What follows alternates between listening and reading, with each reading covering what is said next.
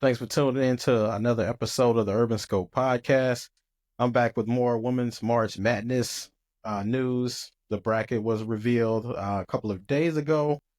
And I just want to break down the brackets a little bit. I'm not going to go match for match. I'm just going to pretty much talk about the highlights, some of the controversial things. First, I want to start it off with talking about I didn't have any problems with the seeding as far as the number one seeds. I know there were discrepancies about South Carolina not being the number one overall seed, but I believe that UCLA deserved the number one overall seed for two different reasons. So the first reason I believe they deserved that seeding is because they only lost two games the whole year and they won their conference tournament. And both of their losses came to a team that was in their conference and also a team that was a number one seed as well in USC.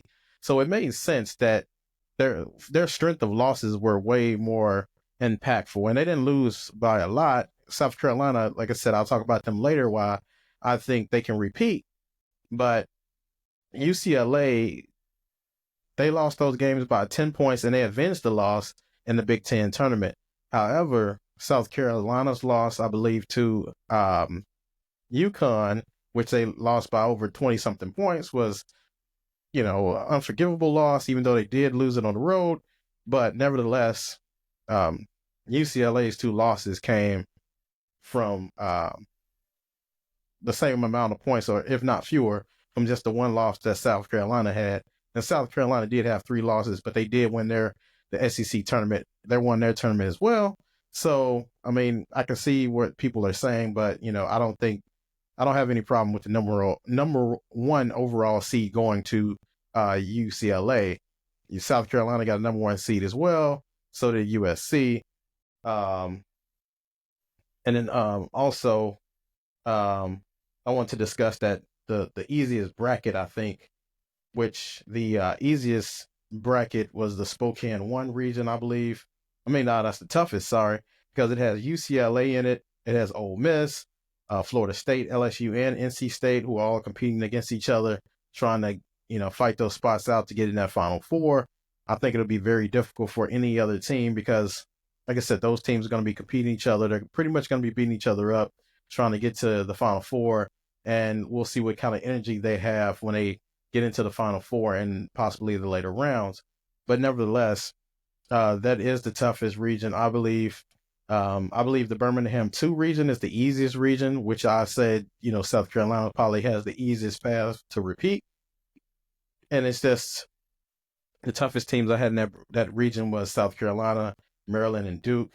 And like I said, that's the easiest bracket. That's the toughest teams, I believe, inside of that RAM for that region. So it's going to be very difficult for UCLA, but nevertheless, they're the number one overall seed. So I think it's only right that they would get that tough bracket.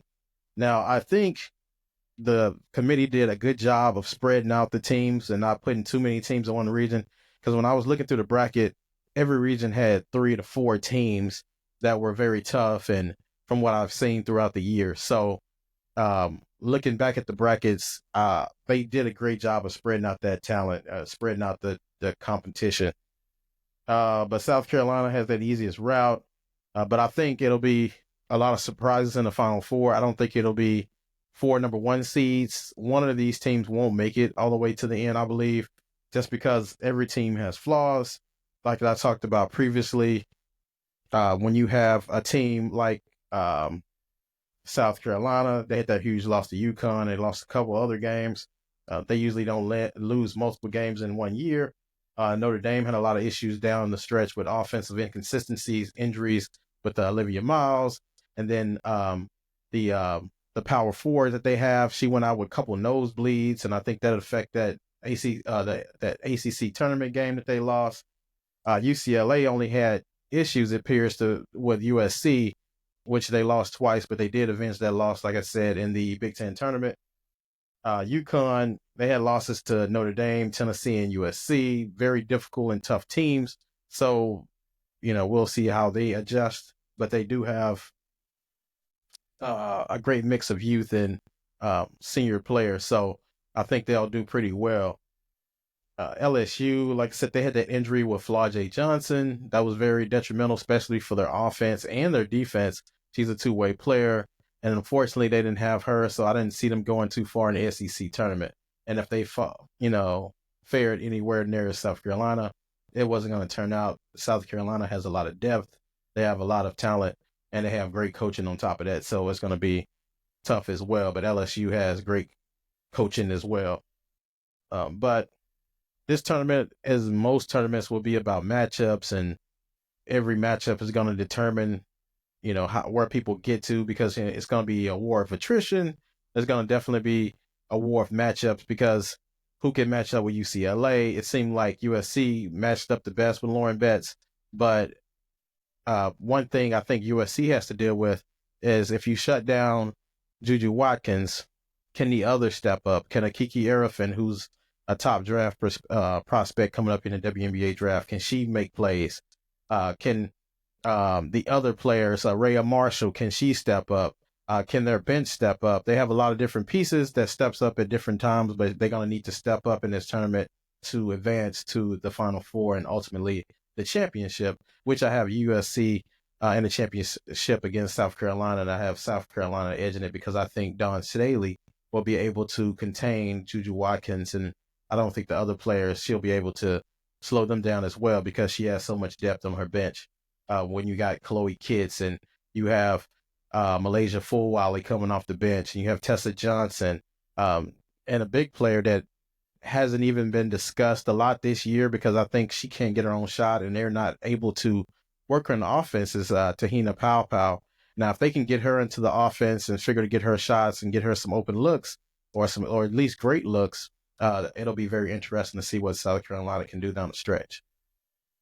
But I do have UCLA, USC, South Carolina, Notre Dame all in the Final Four, and that's shooting for the moon, hoping all of these teams stay intact and stay ahead of their games because every game counts now. Any halftime adjustments, you're gonna have to pull them out now because, like I said, there's no tomorrow. Now it's March Madness, and this is what it's all about. But I will cover every round of the tournament, and hopefully we'll get some exciting basketball, which I predict. And then until next time, I'll see you next time.